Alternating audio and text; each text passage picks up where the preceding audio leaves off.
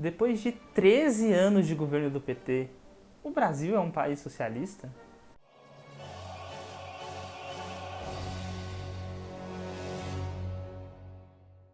E aí, meus conterrâneos, tudo bem com vocês?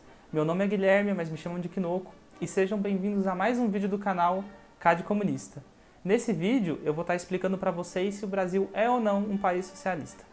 Esse é o segundo vídeo da série ABC do Socialismo aqui no canal, que eu pego esse livro aqui, o ABC do Socialismo, do Bhaskar Sunkara, e transformo os capítulos dele em vídeo, porque esse livro é bem legal, traz umas dúvidas bem corriqueiras do socialismo, e eu acho muito legal colocar em vídeo para vocês. E não se esqueçam de se inscrever para mais conteúdos como esse. Se você entrar em qualquer rede social, não vai ser difícil você achar um vídeo ou uma postagem explicando que o Brasil já é um país socialista. Só por existirem programas como o SUS ou universidades públicas, ou até mesmo alguns direitos trabalhistas. Algumas pessoas que são desonestas ou mal informadas dizem que esses tipos de medidas são medidas comunistas ou algo do tipo. E por essa lógica, qualquer tipo de projeto realizado pelo governo é socialismo. Esses programas são de grande importância para o brasileiro, e por mais que pareça que essas pessoas estão fazendo algum tipo de propaganda para o socialismo, dizendo que saúde de qualidade, educação para todo mundo são medidas socialistas, esse tipo de discurso tem seus problemas. Misturar toda a ação feita pelo governo com socialismo forçaria socialistas como eu a defender algumas práticas que não concordam. Por exemplo, existem instituições criadas pelo Estado que numa sociedade verdadeiramente livre e justa não deveriam existir, como por exemplo a polícia, que inclusive eu já fiz um vídeo sobre, tá aqui assim no card para quem quiser assistir. A questão é, alguns programas feitos e mantidos pelo Estado são bons e necessários, como eu falei agora há pouco. Esses programas não são suficientes para melhorar nossa qualidade de vida e para definir um Estado socialista. Mais Estado não quer dizer mais socialismo.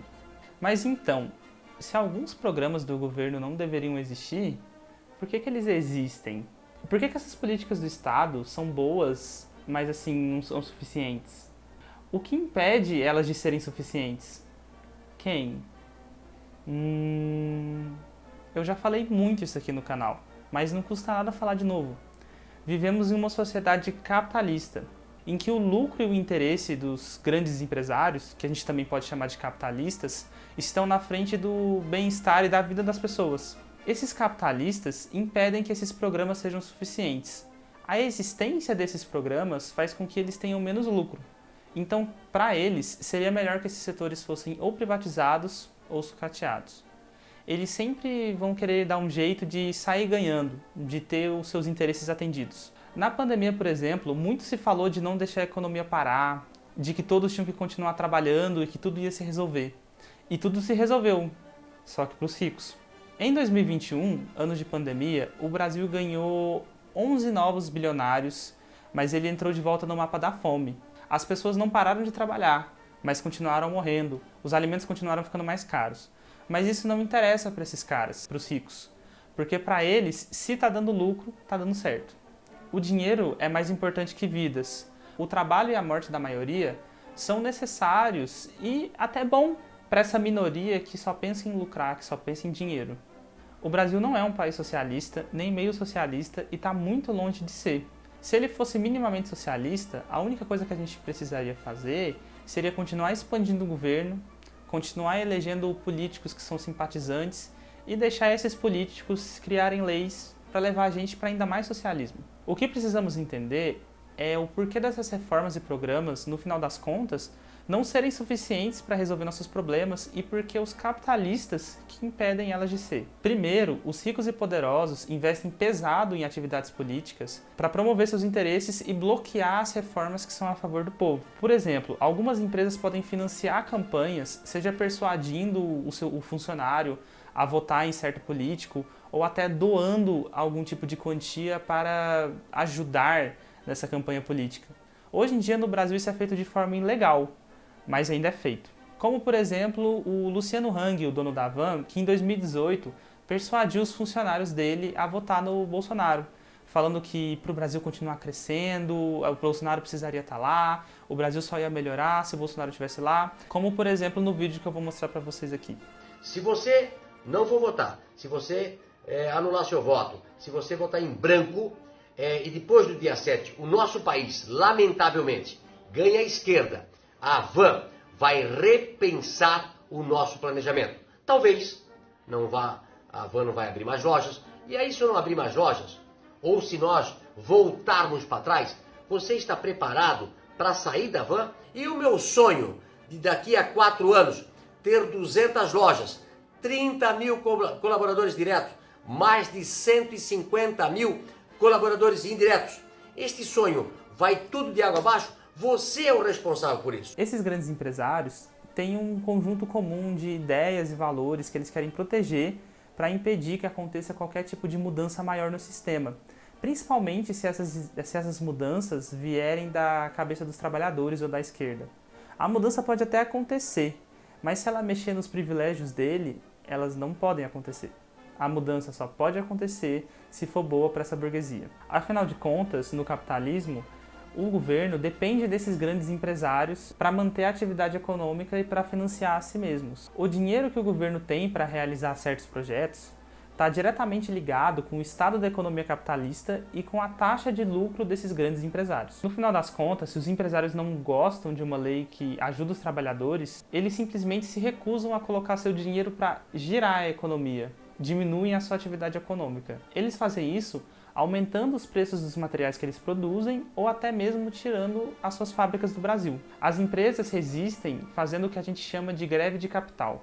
Essas ações fazem com que o Estado tenha cada vez mais dificuldade de financiar novos projetos e, consequentemente, diminui o apoio popular. A burguesia pode, então, vetar certos projetos que, essencialmente, são contra os seus interesses. O governo ele passa a ser refém dessa própria burguesia, refém desses grandes empresários, fazendo com que as políticas sempre estejam de acordo com o capital, com o dinheiro. Por esses motivos, existe uma certa inclinação para os políticos tomarem suas decisões a favor dos interesses do pessoal do setor privado. Preservar a confiança nos negócios atrapalha a formação de novas políticas. E é uma das principais razões do porquê as leis são tão favoráveis aos interesses dos ricos. No capitalismo, os governos acabam governando para as empresas ao invés de governar para o povo. Na ausência de organização popular e conscientização, o Estado vai fazer muito pouco para diminuir o poder dos capitalistas. Isso não significa que reformas a favor do povo nunca possam ser conquistadas ou que o governo é simplesmente imune à pressão popular. Porém, essas reformas só são conquistadas pelo povo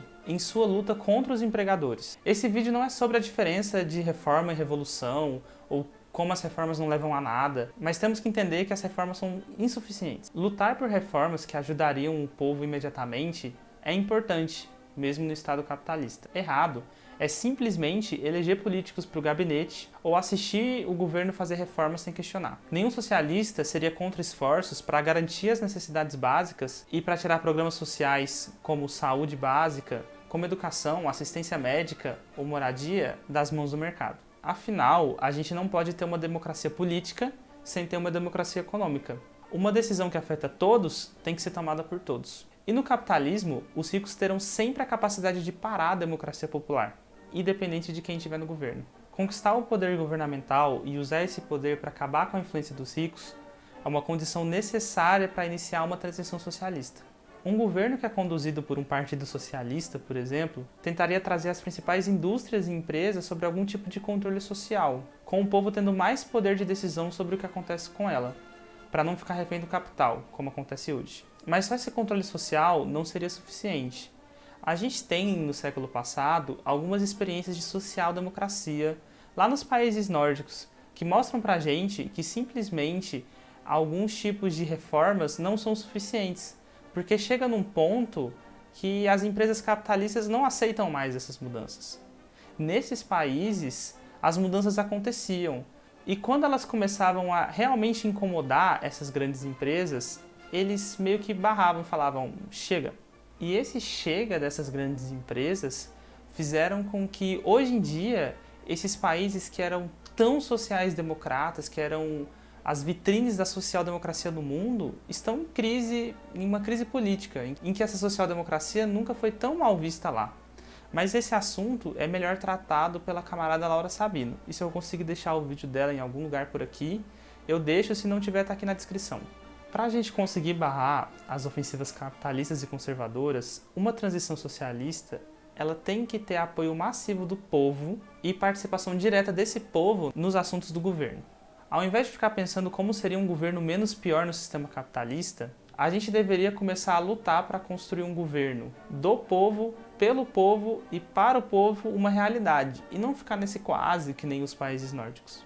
Voltando ao assunto principal do vídeo, o Brasil não é um país socialista por quê? 1. A existência de programas sociais, como o SUS, por exemplo, não define se o país é socialista ou não. Até porque, para um país se tornar socialista, a gente precisa passar por uma revolução, que é algo que eu explico melhor nesse vídeo aqui.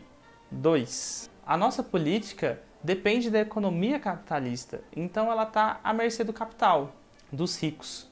Não tem como ser socialista assim, né? E 3. Porque não há participação real do povo nas decisões políticas. Quando a decisão vai muito fora da caixinha, os capitalistas, os ricos vão lá e barram.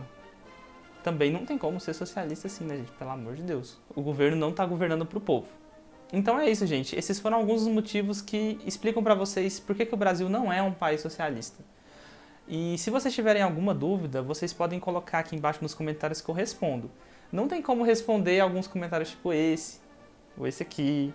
Mas assim, gente, dependendo do que vocês escreverem, eu consigo responder. Então é isso, gente. Todas as referências utilizadas vão estar aqui na descrição. Deixem o joinha, fiquem com Deus, leiam Marx e tchau!